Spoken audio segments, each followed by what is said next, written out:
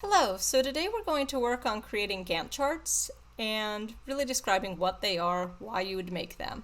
So Gantt charts a lot of times came out of the need to schedule large projects. So if we went to something like this, we might see what the main tasks are, the subtasks, and what days they want them all to get done. So on this one it says write landing copy page. It's going to be done for 4 out of the 5 days on week 1. Approve the copy page. That'll be overlapped, and the reason they're doing that is because someone can start looking at it, offer suggestions, and then they can modify it to continue to work on it. And so all it does is really creates a graph so that you can see what you're doing. But that's the purpose. It's just to schedule large projects, see where there's overlap, sort everyone according to what you want them to do, and then figure out the best way to do it. So going to a new Google Sheets document will be our best option. We could look up templates and we could search for a Gantt chart if we wanted. I actually find it's easier to make my own, but you have options. So we know that you're going to have 5 days to do this. 2, 3, 4, 5. There's more than 5 days set aside for the project, but part of that will be a mid-time critique, just looking at your footage and seeing what you have. Now for tasks, we want to think about everything we have to do for this. So perhaps we need to look at our script. And you made some scripts a while ago. You can use those scripts. You can write new ones for this project. Remember, our goal for our script is we're creating a horror movie that has a 3-act structure. It can be a mock. It just has to use the conventions of a horror movie. It needs to have 3 different scenes. So in this one, it starts out with a girl swinging. The monster attacks. They fight. You get the reveal of who the monster is. So it doesn't need to be anything too complex. And as we talked about, when you write, it separates your scenes based on location. So this script will be handy for knowing how many actors we have, how many actresses we're using, what scenes we're using, but really concentrating also on your locations. So instead of trying to shoot this in order if you have multiple scenes, look and see if any of those scenes overlap or what makes the best sense to film them in.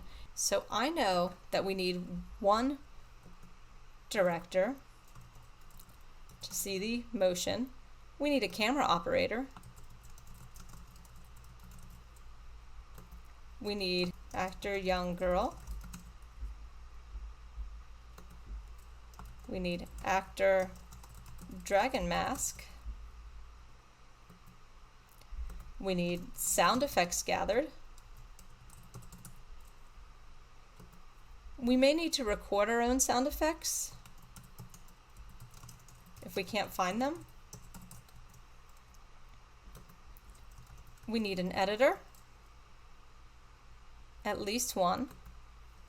We need a title sequence. And knowing that we're filming this outside, we probably also need a color corrector. Someone that's going to adjust the footage and maybe give that footage to the editor. So we have a lot of different jobs we can do. And if you're saying, okay, this really looks like it's a 4-person job, we'll have a little bit of overlap, and then what do we do for this last person? Maybe they do end credits. So this is normally when I assign a color value to each person that I want working on this. So I might say we want person 1, person 2, person 3,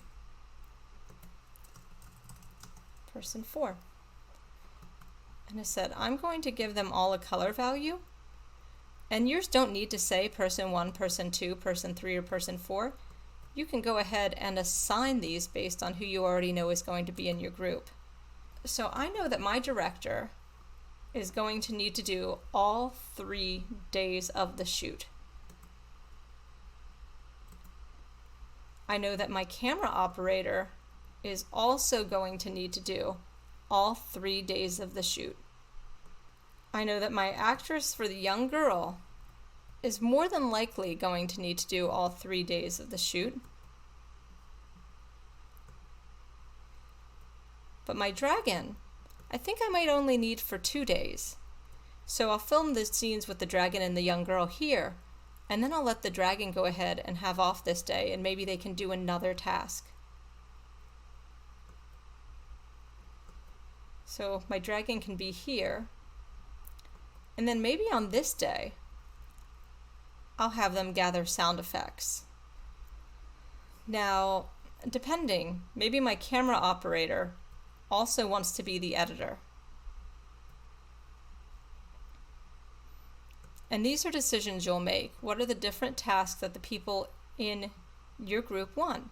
Perhaps we know that the director also really wants to get into the look of the film, so it might be best to put them on color correction for the first day, and then end credits on the last day since it's a simpler task.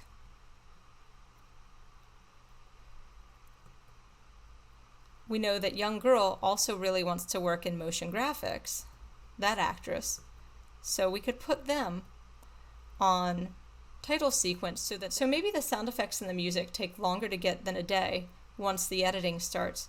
So we might put them on that. We might also find that we can't find some sound effects. So maybe we want to set this day to record sound effects,